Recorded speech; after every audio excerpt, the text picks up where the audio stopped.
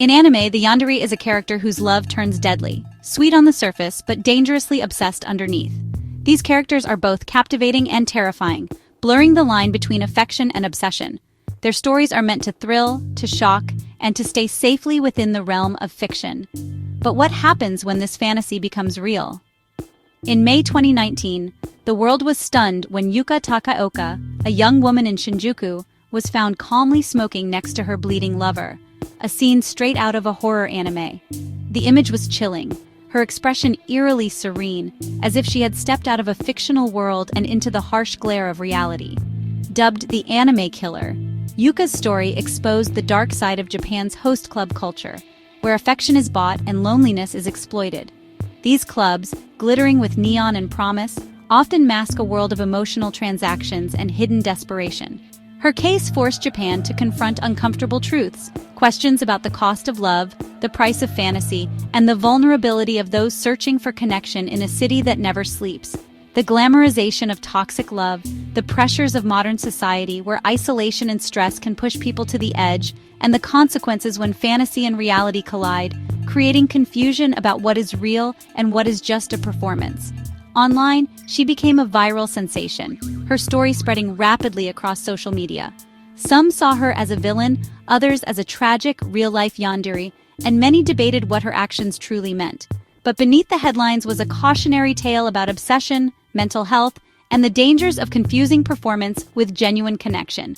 It was a wake-up call about the risks of idolizing unhealthy relationships and the importance of seeking help. This is the story of how a fantasy turned fatal and why it resonated so deeply in a world hungry for love but haunted by loneliness. A reminder that sometimes the scariest stories are the ones that step out of fiction and into our lives. Before infamy, Yuka Takaoka was just another young woman in Tokyo, swept up in the city's endless energy, immersed in cosplay and nightlife. She was one of thousands who found themselves drawn to Shinjuku's dazzling lights, where every night promised a new adventure and every street corner buzzed with possibility. She managed a girls' bar in Shinjuku, mastering the art of selling fantasy and fleeting connection. In this world, she learned to read people's desires, offering comfort and excitement to strangers who came seeking escape from their own realities. Her life revolved around performance. By day, she became anime heroines, slipping into colorful costumes and adopting new personas, each more vibrant than the last. By night, she managed the business of artificial intimacy, orchestrating an atmosphere where fantasy and reality blurred, and every interaction was tinged with a sense of make-believe. This dual existence blurred the line between reality and roleplay, making it hard to tell where the mask ended and her true self began. Despite her insider knowledge, Yuka wasn't immune to the illusions of the nightlife world.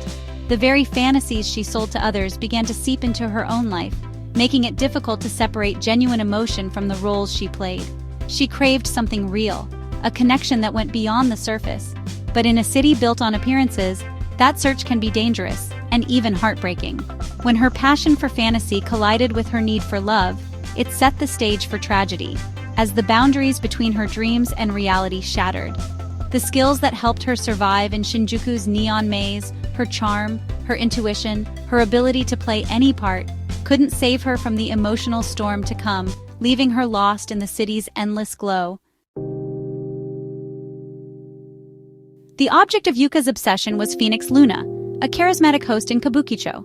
Hosts sell the girlfriend experience. For a price, they offer romance, attention, and the illusion of devotion.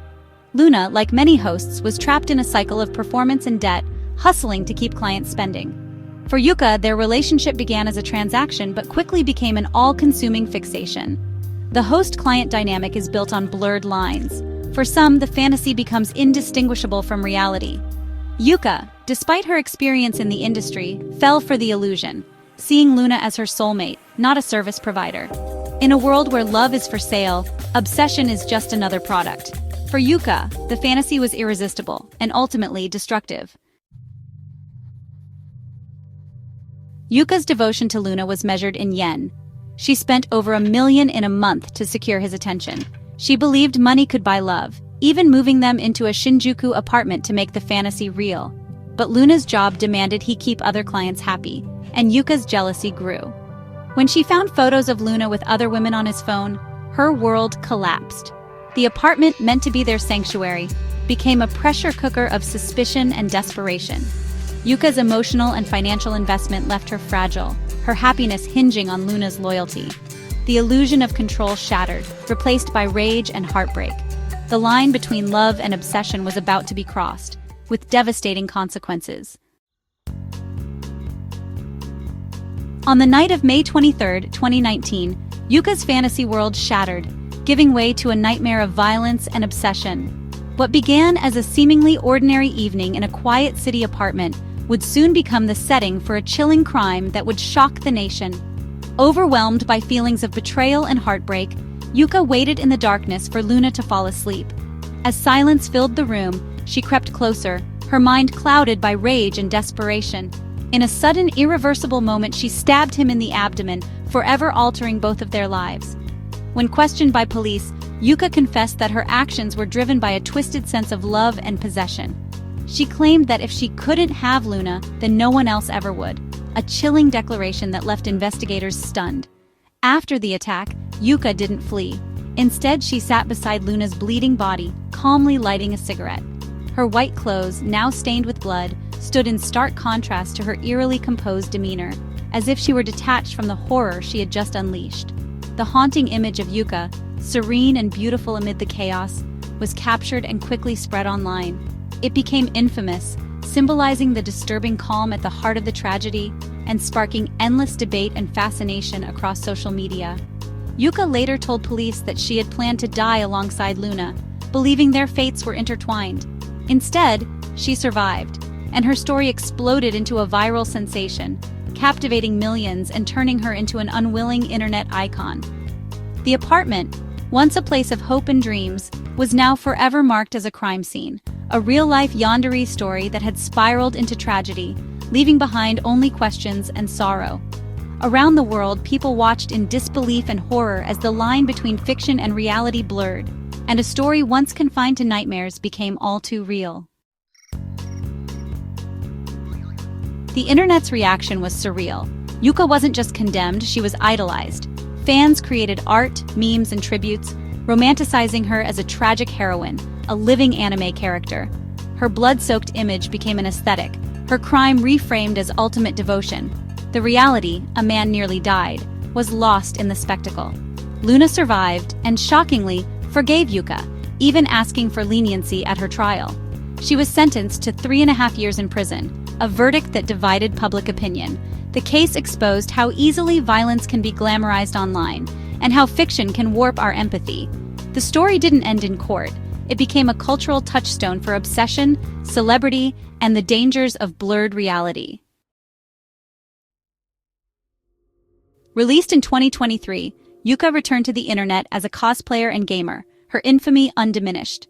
Luna moved on, leaving the host world behind, but their lives remain forever linked by one night of violence. The host club industry still thrives, selling fantasy to the lonely and vulnerable.